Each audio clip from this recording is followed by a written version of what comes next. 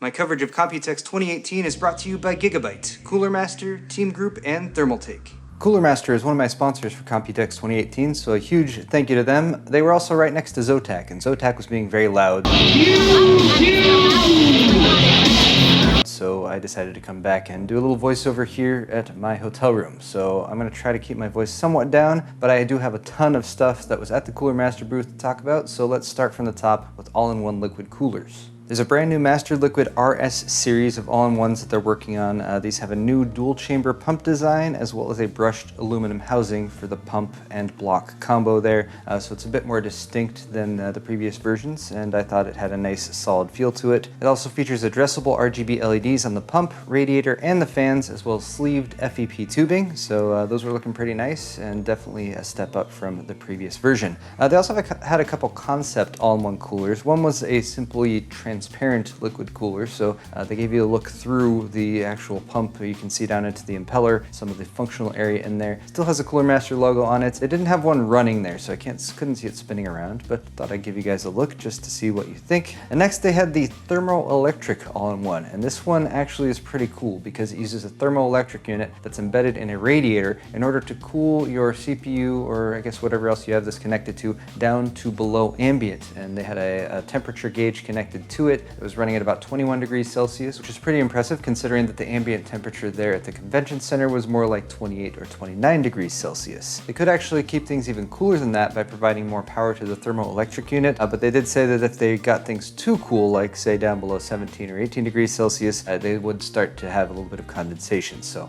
you would want to be prepared for that. This unit also has an aluminum block housing that looked pretty distinct. It was more of a silver finish, as well as that dual radiator. One of them, the larger one with some copper heat pipes embedded, has the thermoelectric unit that's housed within it, and then there's a smaller radiator just to provide some additional cooling. Next was a bit of a history lesson for the Hyper 212, which is one of the most popular products, I believe, that Cooler Master has ever brought to market, going all the way back to the less known 2007 version, as well as the 2009 version, and then the Hyper 212X that they launched in 2013. They're working on a new version of this. They want to bring it back to market with some new flavor, so they've added an additional heat pipe, 5 heat pipes now instead of 4.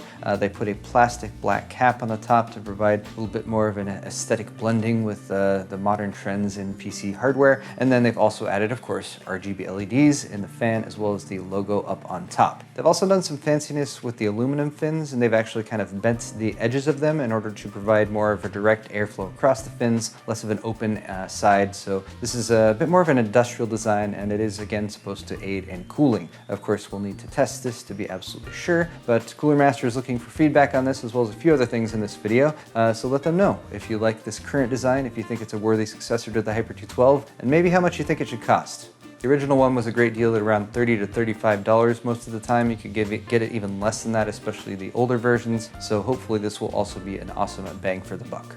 Next, let's switch over to cases, and here's the H500. Not the H500P, not the H500M, but a more standard version of the H500. It's going to cost $99 MSRP. They do still have the two options for the front panel, so you can go with mesh if you want better airflow, or you can use a plastic cover there that will let you see a better look at those front fans, and you do get the same two 200mm RGB fans like you have in the H500P, not the addressable ones, but this is, I guess, slightly more of a budget option at about $100.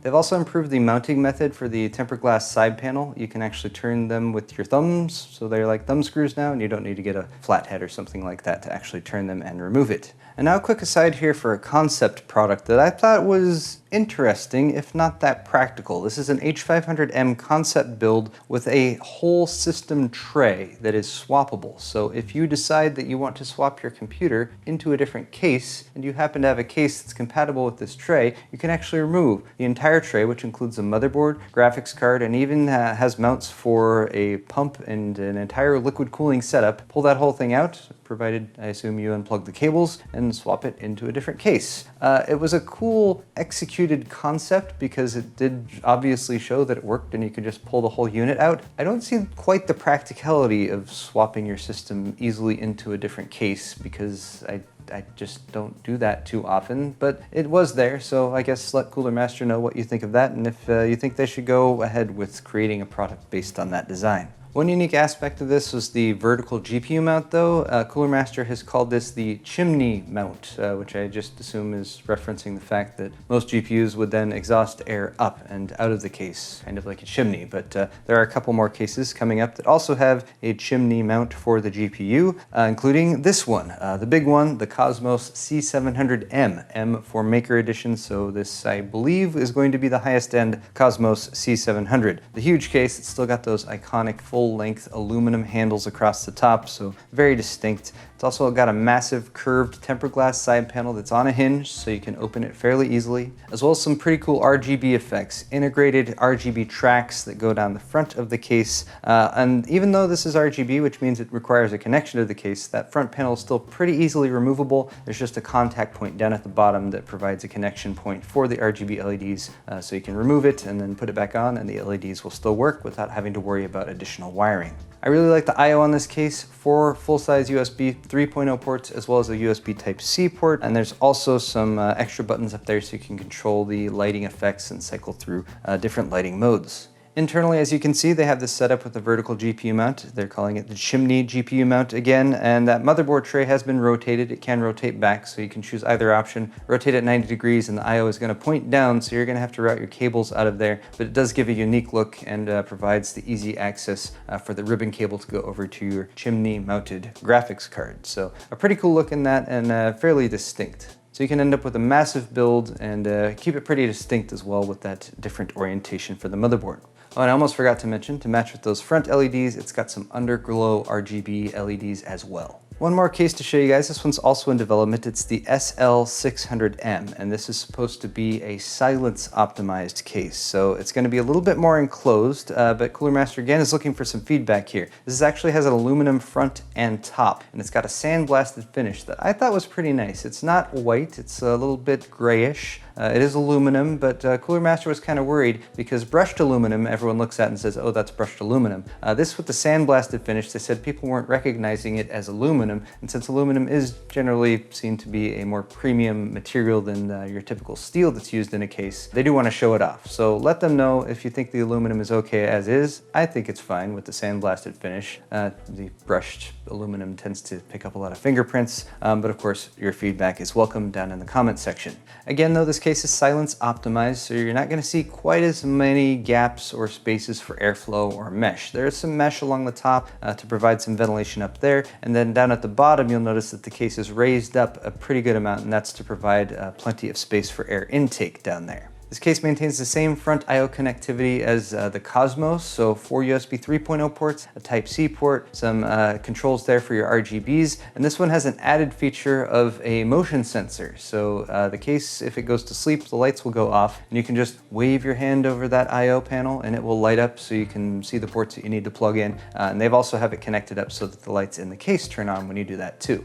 A pretty cool effect, and even maybe somewhat practical in certain situations. Rounding out the silent features of this case though, the tempered glass has been lined with some rubberized finish so that it won't have any rattling or noise creation as it rests up against the case if there's any vibration going on. And then they've also chosen to mount the power supply at the front of the case all the way at the top. So you can't really see it here, but that's where it is. Then they have a extension cord that passes to the back of the case so you can plug it in as you normally would. Next up, we took a quick look at some power supplies. Cooler Master is bringing back the V-Series, which has been around for a while, but they're refreshing it.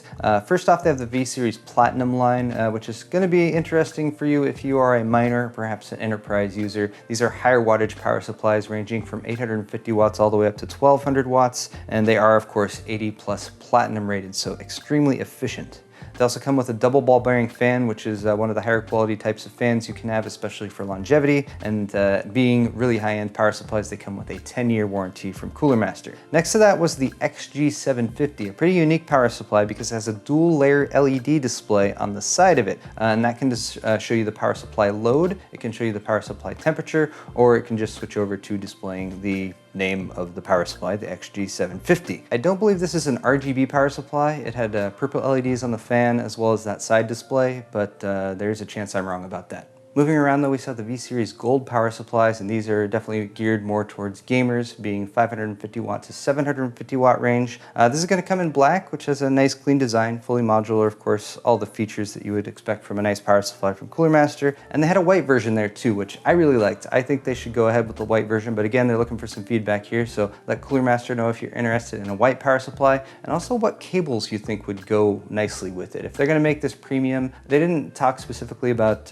having sleeved cables or anything, but they were asking about the color. Should they be all white, possibly even gray? I think gray would be a nice match with this, and would be an easy way to give your system some pop without necessarily having to spend a lot of money. And finally, let's check out some keyboards, and bear in mind for the video here, there's some flickering going on. That's completely because of the camera and the frame rates.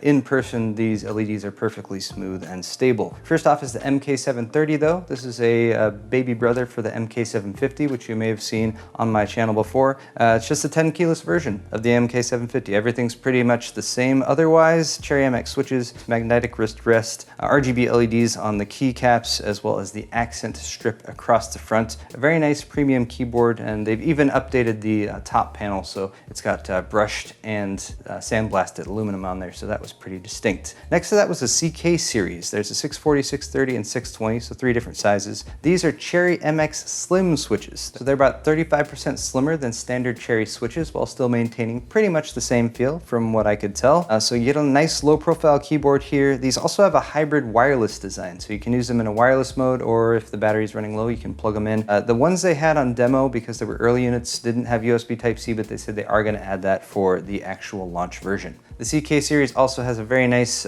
brushed aluminum top plate, so I thought that looked pretty clean as well. Finally, here's a quick look at the CK372, a little bit more specific one. Standard Cherry switches on this one, a stealth design though, so if you look at it from the top, you can't see any of the keycap labels, but those are actually on the side, so move down to the side, you got the keycap labels, and of course still RGB LEDs, so it's going to shine through there, and I guess if you forget where your keys are, you just kind of crouch down, and then you can spot them. But guys, that is going to wrap it up for my coverage of the Cooler Master booth here at Computex 2018. So thank you so much for watching, and a huge thank you to my sponsors for this event, Cooler Master, as well as Gigabyte, Team Group, and Thermaltake.